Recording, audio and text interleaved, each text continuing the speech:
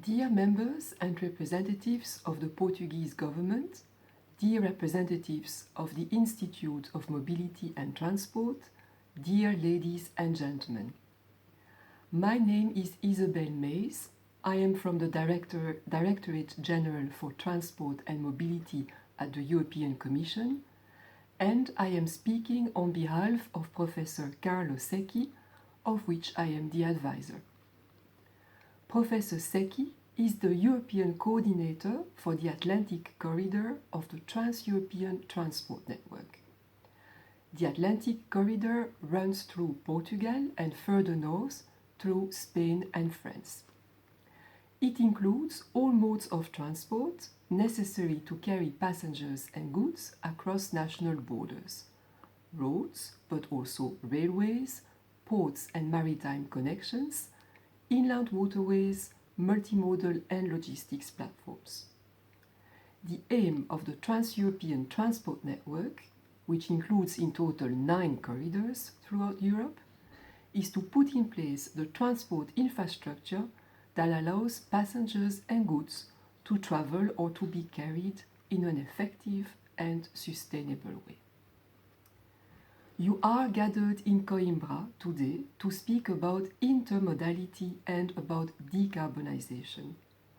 Both notions are actually central to the European transport policy. As you probably know, the new European Commission adopted on 11 December the European Green Deal. It outlines the Commission's new growth strategy and includes a roadmap to make Europe climate neutral by 2050.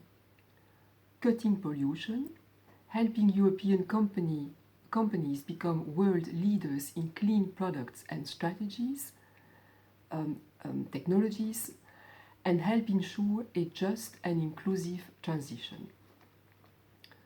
Transport is of course an important part of that strategy, as transport is responsible for about a quarter of CO2 emissions.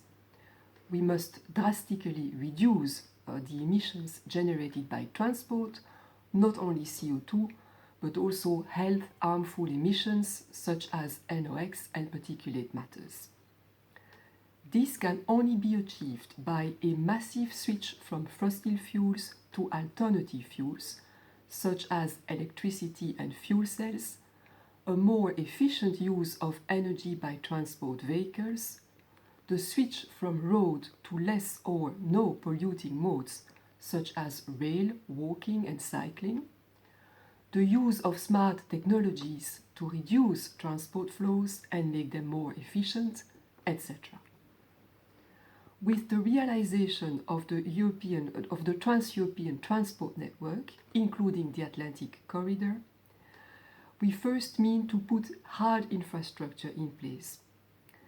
But it is clear that we are focusing already on the less polluting modes of transport, especially railways, and that we are integrating wherever possible actions related to alternative fuels, ITS, multimodality, etc. We anticipate to go one step further in that direction with the revision of the TNT regulation, which we expect to propose in 2021, together with the revision of the Alternative Fuels Directive and other legislative initiatives. The Commission is also striving to support the Member States in that endeavour, and the regions as well, financially. That is why for the Connecting Europe facility, which supports the realization of the Trans-European Transport Network, the next financial package for 21 to 27 is planned to be more focused on existing infrastructure, on green modes and on greening actions. Interreg Europe is also evolving in that direction, and it is therefore not a surprise that this program supports the PRIMAS project, which is the center of your attention today. In Europe, 1 + 1 is always greater than 2, and we must continue to strengthen our collective efforts towards the objective set forth by the new Commission to become a climate-neutral continent by 2050. This requires strong efforts in different areas, of which transport and mobility. The European Commission will strengthen and adapt its policies and support programs over the next 5 years to achieve this, together with the combined efforts of all levels of public authority, member states, regions, cities. Ultimately, every individual action from all of us, the EU citizens, will also contribute. Let me therefore end this video message by encouraging all of us to take our responsibilities, both from our position of public decision maker and of individual. Let's promote intermodality. Let's focus on greener modes. Let's switch to alternative fuels, and let's lead by example. Let's also exchange our learnings and experiences so that we can make this transition as quick and efficient as possible. I thank you very much for your attention, and I wish you, on my behalf and on behalf of Professor Secchi, a very interesting continuation of today's event. Should you wish to contact me at any point in time, my email address is isabelle.mees@ec.europa.eu. Once again, I thank you for your attention.